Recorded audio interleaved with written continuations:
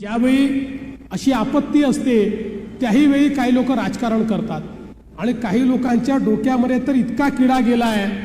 सोलापूरमध्ये तर मला एक स्टेटमेंट पाहायला मिळालं, आता हसावं की रडावं मला समजत नाही, कारण इथल्या एका नेत्यांनी सांगितलं, म्हणाले सोलापूरमध्ये इतका जो पाऊस आला हा निसर्गामुळे नाही आला, हा राज्य सरकारने आणला, हा महापूर राज्य सरकारने आणला। काय हरकत नाही, त्यांना एक फूल द्या आणि गेट वेल सून सांगा।